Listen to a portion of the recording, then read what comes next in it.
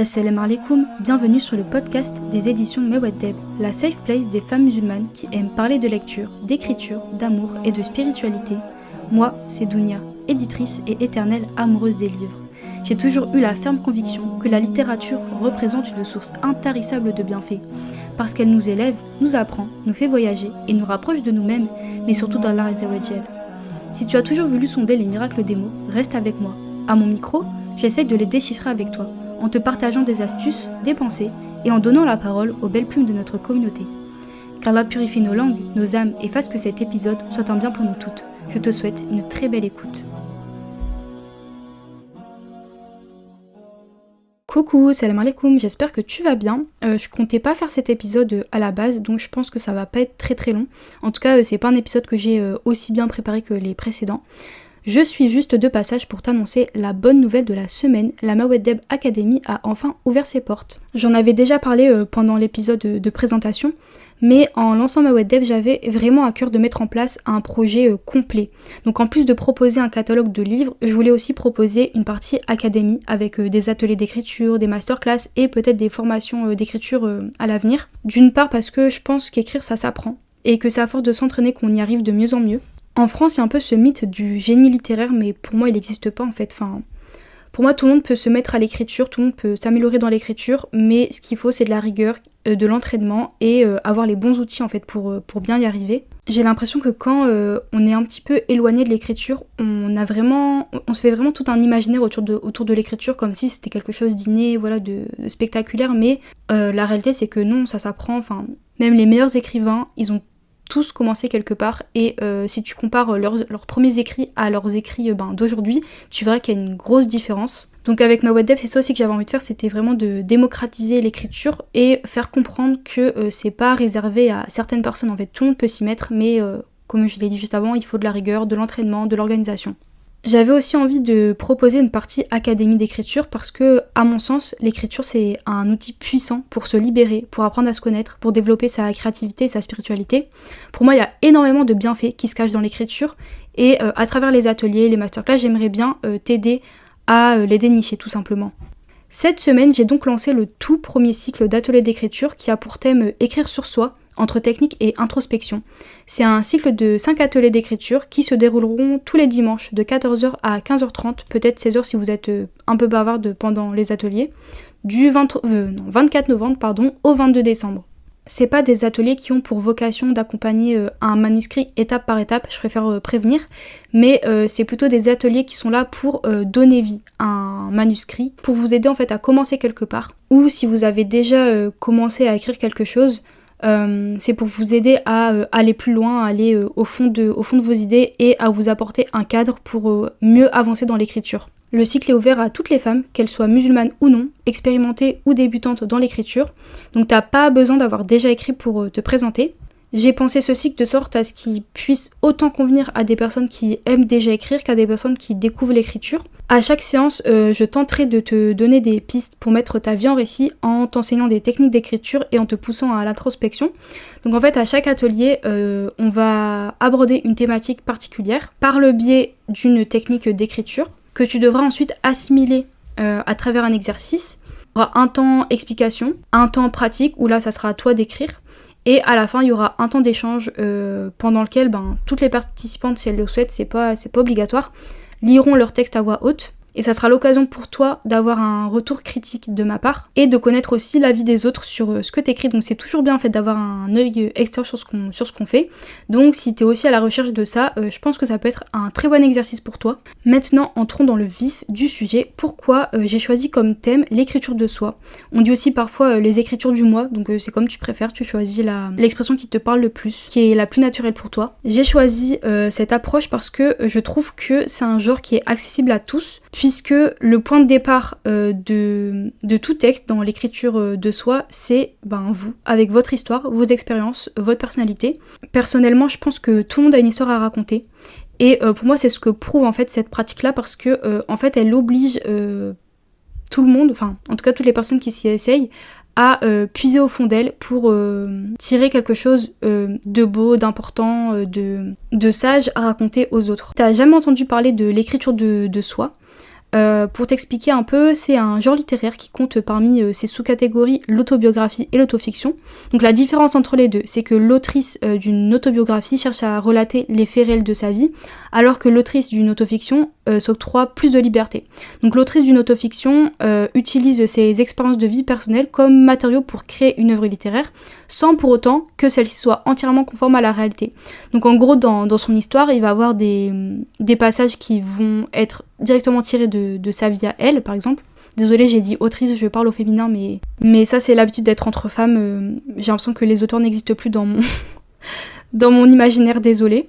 Donc je disais que dans une histoire d'autofiction, il y a des éléments qui vont être tirés de la vie de l'autrice ou de l'auteur. J'essaye de vous inclure les hommes, même si je ne sais pas si vous êtes beaucoup à m'écouter. Et à côté de ça, il y aura aussi des éléments totalement fictifs, totalement inventés. L'autofiction, c'est vraiment entre la réalité et la fiction, en fait. C'est vraiment un entre-deux. Et personnellement, je trouve que c'est un genre, en tout cas moi j'aime trop ce genre, enfin je trouve que ça permet de faire des choses incroyables. En plus, souvent, quand on se met à écrire, par exemple quand on se met à écrire un roman, je sais qu'il y a beaucoup de personnes qui hésitent entre écrire directement sur elle ou écrire une histoire totalement inventée. Et je trouve que quand on sait pas trop choisir, l'autofiction en fait c'est génial parce que ça te permet de ne pas choisir justement, tu peux faire les deux et t'as pas besoin de te restreindre en fait dans ce que tu veux raconter parce que autant tu peux mettre des anecdotes que t'as vraiment vécues, tu peux partir de toi, mais tu peux aussi avoir toute la liberté que tu veux pour tisser d'autres personnages, d'autres expériences, d'autres péripéties à ce que toi t'as vécu. En plus de ça, ce qui est bien avec l'autofiction c'est que en fait si tu parles de personnes de ton entourage, en fait, elles le sauront peut-être jamais, à part si elles se reconnaissent clairement à travers ce que tu as écrit. Mais ça permet vraiment de parler de choses, de parler de personnes que tu as pu connaître sans révéler leur véritable identité. Donc ça, pareil, en fait, si t'es pas trop à l'aise avec le fait de raconter ta vie, de t'exposer, en fait, l'autofiction, c'est vraiment la solution idéale pour ça. Faut savoir aussi que l'écriture de soi, ça se décline en fait sous plusieurs formes. Donc on va trouver le journal intime, les mémoires, l'autobiographie comme on l'a dit juste avant, le roman aussi, donc à travers l'autofiction par exemple, l'essai personnel et aussi la poésie. Moi ce que j'aime trop avec l'écriture de soi, c'est qu'on peut quasiment tout faire à partir de cette pratique-là. Enfin on peut vraiment explorer énormément de genres, quasiment tous. La deuxième raison pour laquelle j'ai choisi cette thématique-là, c'est parce que je trouve que c'est une pratique d'écriture qui est vraiment précieuse. Écrire sur soi, ça permet d'explorer et de questionner sa propre identité, son histoire, ses relations avec les autres, ses pensées les plus profondes et aussi ses expériences de manière créative. C'est un exercice que je trouve très libérateur, voire même thérapeutique dans certains cas. Ça permet de libérer ses émotions, de donner du sens à notre vie, en nous laissant la liberté d'analyser et de l'interpréter sous toutes ses coutures, parce que dans l'écriture, il n'y a pas de limite, on peut faire un peu tout ce qu'on veut. Et ça, quand on s'y essaye vraiment, et sérieusement, ça donne des choses vraiment intéressantes. Personnellement, je pratique ce type d'écriture depuis un bon bout de temps maintenant, et en fait, au fil des années, je me suis rendu compte que ça m'avait beaucoup apporté, sur le plan aussi bien personnel que spirituel. À savoir que les 3 types d'écriture du mois que je pratique le plus, c'est l'autofiction. Surtout à l'adolescence, j'ai adoré ça parce que l'adolescence c'est un moment où t'es en recherche de toi-même, durant lequel t'évolues très rapidement. Du coup je trouve que ça me permettait d'explorer mon identité d'une manière plus profonde que quand je restais seule dans mes pensées. Ensuite je pratique beaucoup la poésie. J'adore écrire de la poésie pour extérioriser ma colère et aussi pour figer mon identité quelque part. Parce que je trouve que en tout cas souvent, quand on a une identité plurielle, donc par exemple quand on vit dans un pays mais qu'on est originaire aussi d'un autre pays, qu'on a une double ou voire même une triple culture, et encore plus quand on se trouve dans un pays dans lequel en fait on se sent pas toujours forcément accepté comme un être humain à part entière, si on peut dire ça comme ça, en tout cas dans lequel on a l'impression que souvent nos droits sont bafoués, finalement on a un peu l'impression d'avoir sa place nulle part. Et personnellement, j'ai toujours l'impression, en tout cas j'ai l'impression que je n'arrive pas aussi bien à dire qui je suis qu'à travers la poésie. Il y a un poète, je sais plus son nom, je suis désolée, qui disait que la poésie est un pays. Et c'est exactement ce que je ressens vis-à-vis de ce genre littéraire. Pour moi, c'est un véritable espace dans lequel je me sens une en fait, sans aucun compromis sur l'une de mes identités ou pan de ma personnalité. Et je trouve aussi que à travers la poésie, les choses peuvent parfois paraître plus abstraites au premier abord, mais que finalement les mots réussissent à toucher quelque chose de plus vrai que dans l'écriture romanesque par exemple. Et pour finir, la troisième écriture de soi que j'utilise beaucoup, c'est le journaling, mais ça je vous en parlerai une autre fois. Si je te dis tout ça, c'est pas pour te montrer ce que je fais ou quoi que ce soit, c'est pour te dire en fait à quel point ça m'a apporté beaucoup de choses d'écrire sur moi. Aujourd'hui, j'aimerais bien te révéler 3 secrets que m'ont apporté les écritures du mois. Premièrement, et je pense peut-être l'une des choses les plus importantes, c'est que écrire sur moi m'a énormément aidé à comprendre mes épreuves, parce que écrire sur soi, ça permet de prendre du recul sur ce qu'on a pu vivre, ça permet d'analyser comment les choses sont arrivées, pourquoi et comment on a réagi face à ça. Donc déjà ça permet de mieux se connaître et de travailler sur soi, mais ça permet aussi de tenter de mettre de l'ordre dans son propre vécu, et à travers ça, de trouver un sens en fait aux épreuves ou aux expériences qu'on a pu vivre. Et faire cet effort-là d'écriture, en fait ça nous amène à développer un outil qui est puissant, qui est le tawakkul. Parce que comprendre le sens de nos épreuves, ça nous amène par la suite à vraiment développer notre pleine confiance en Allah, même dans les moments les plus difficiles, parce que finalement on sait que toutes les épreuves qui nous sont envoyées le sont dans un but très précis, et que même si là à l'instant même on comprend pas ces épreuves, en fait on reste convaincu que on les comprendra plus tard, même si c'est des années après. Et ça c'est vraiment précieux parce que en fait parfois il y a des épreuves qui sont déjà passées, et on a l'impression d'avoir fait la paix avec elles, sauf que c'est pas le cas, parce qu'en fait, finalement, on se demande toujours pourquoi elles sont arrivées. On se dit que on aurait préféré ne pas connaître cette épreuve-là, mais penser ça, même si l'épreuve est passée, je trouve que ça reflète quand même de notre manque de tawakkul justement. Donc revenir sur une épreuve en question, essayer de délier en fait les nœuds, les fils de cette épreuve-là, ça permet en fait de voir ce que ça nous a apporté de positif, et surtout ça nous permet juste tout simplement de comprendre pourquoi c'est arrivé. Parfois aussi, on est en plein dans une épreuve, on comprend pas du tout ce qui nous arrive. Donc dans ce cas-là, on pourra pas forcément tout de suite analyser, comprendre, etc. Mais on peut au moins écrire nos ressentis, écrire chaque chose qui arrive sans oublier une seule miette en fait de ce qu'on vit. Et ça, c'est important à faire pour y revenir plus tard. Parce que si là, t'as l'impression que tu comprends pas du tout ce qui t'arrive, peut-être que là, toi, de 2 mois, 1 an, voire 10 ans plus tard, le comprendras. Et l'avoir écrit, ça t'aura permis de ne pas oublier par quoi t'es passé. Autre chose que m'a permis de faire l'écriture de soi, et surtout l'autofiction, c'est de mieux comprendre les autres en me mettant à leur place. Quand on écrit une autofiction, souvent on s'associe en tant qu'écrivain au personnage principal du livre. Donc souvent ça va être le narrateur, ou enfin après ça dépend si c'est écrit à la première personne ou non. Mais le plus intéressant, je trouve, dans l'autofiction, c'est de se mettre à la place des autres à travers les personnages secondaires. Ça, on en parlera pendant l'atelier, mais personnellement, je me suis rendu compte qu'en écrivant de l'autofiction, comme je devais pleinement me mettre dans la peau d'un personnage, souvent inspiré d'une personne que je connais dans la vraie vie, ça me permettait de mieux comprendre ses réactions, même lorsqu'au premier abord, elles semblaient mal intentionnées. Et en fait, ça t'ouvre de toutes nouvelles perspectives sur les personnes qui t'entourent, et ça t'oblige à faire preuve de beaucoup plus de compassion, de bienveillance et d'empathie envers elles, parce qu'en fait, en écrivant leurs personnages, en te mettant dans leur peau, t'es obligé de passer par une phase d'analyse que t'effectues et qui te force à creuser dans leur histoire, dans leurs blessures, et du coup, tout de suite, tu vas les voir différemment. Même malgré toi, même si tu pensais déjà les connaître, en fait, en écrivant sur ces personnes-là, tu vas vraiment apprendre à les connaître d'une autre manière. Et ça, parfois, ça peut être un vrai remède à une rancœur, par exemple, qu'on nourrit envers quelqu'un, parce qu'on se rend compte que l'autre n'est pas le seul méchant de l'histoire. Parfois, on a tendance, quand il nous arrive quelque chose de mal, à se placer directement en tant que victime, mais on oublie que parfois c'est nous qui avons pu causer le méfait. Et pour finir, écrire sur moi m'aide énormément à mieux gérer mes émotions, en m'offrant un espace pour exprimer toutes mes pensées sans crainte de jugement. En fait, quand on est dans une démarche d'écrire sur soi, on n'est pas forcément dans une démarche d'écrire pour être lu. Après, tout dépend de nos objectifs d'écriture, mais en tout cas, moi, quand j'ai commencé à pratiquer ce type d'écriture-là, c'était vraiment pour moi, en fait. C'était sur moi, et du coup, j'avais l'impression de prendre plus de liberté dans mes discours que je le faisais, par exemple, en écrivant un roman de fiction. Et même quand on écrit pour être lu, en fait, quand on écrit sur soi, on est seul face à notre feuille. Donc, dans un premier temps, on va pas en tout cas forcément avoir cette retenue dans l'écriture. On a l'impression de pouvoir dire tout ce qu'on veut, de développer nos pensées autant qu'on le souhaite. Et ça permet beaucoup d'organiser les pensées, de légitimer les émotions. Et du coup, de réduire, en tout cas quand on est anxieux par exemple, de réduire l'anxiété et de mieux gérer les émotions qu'on appelle négatives. Je mets vraiment des guillemets parce que si elles sont là, c'est qu'il y a une bonne raison. Et justement, ça aussi, écrire sur ces émotions-là, ça permet aussi de les comprendre et de comprendre ce qu'elles nous apportent. Et par extension, d'apprendre à mieux les gérer. Et là, je vais parler aux personnes introverties.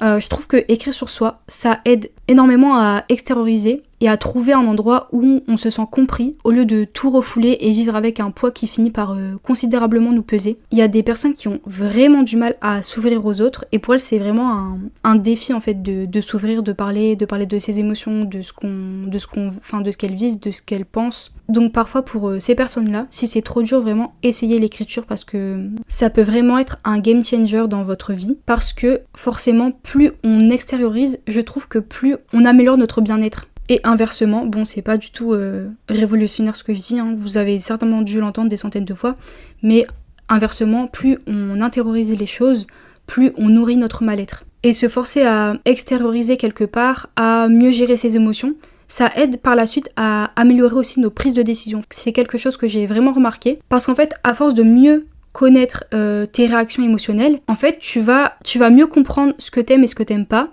tu vas mieux comprendre ce qui te rend heureux et ce qui te rend mal, et tu vas aussi plus te rendre compte de ce que tu veux vraiment et de ce qui finalement n'est pas assez important que ça pour toi. Donc forcément ça va t'amener à prendre de meilleures décisions, de faire des meilleurs choix pour toi et non pas pour les autres, pour je sais pas moi, pour la mode ou j'en sais rien, enfin bref. Et pour finir, d'un point de vue strictement littéraire, écrire sur moi, ça m'aide aussi beaucoup pour l'écriture en tant que telle parce que ça me permet d'apprendre déjà de 1 à mieux développer la psychologie de mes personnages et donc d'en faire des personnages plus complexes et intéressants. De 2, ça me permet aussi de réussir à mieux faire ressentir les émotions de mes personnages.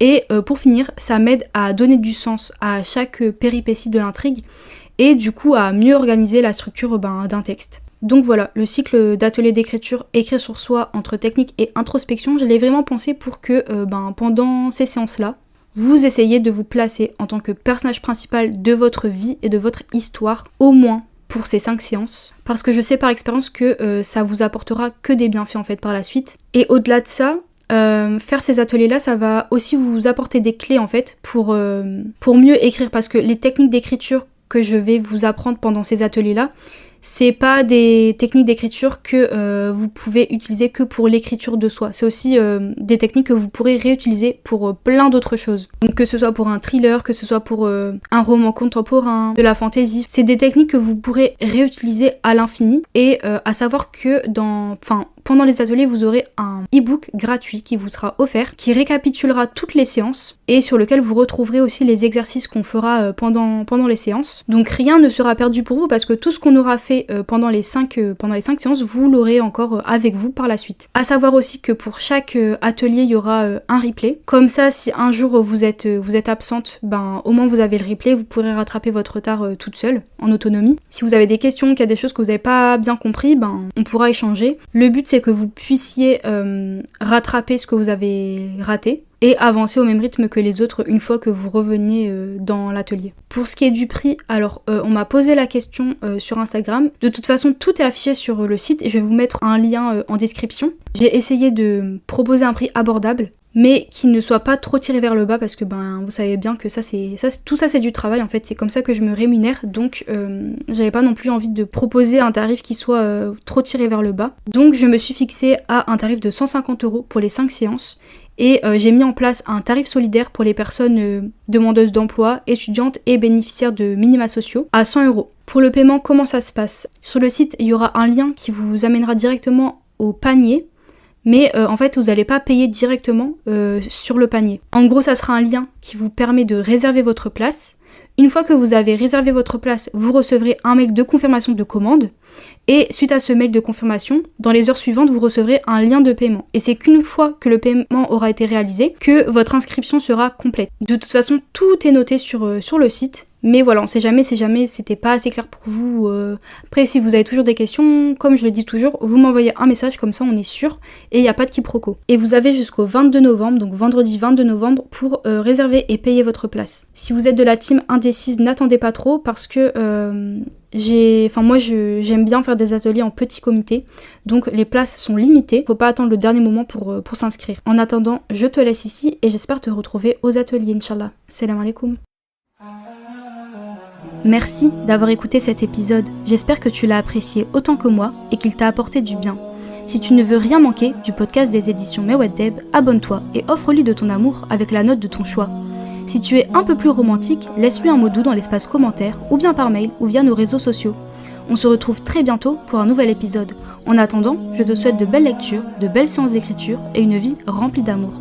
Qu'Allah te compte parmi ses bien-aimés. Prends soin de toi, à la prochaine, Inch'Allah.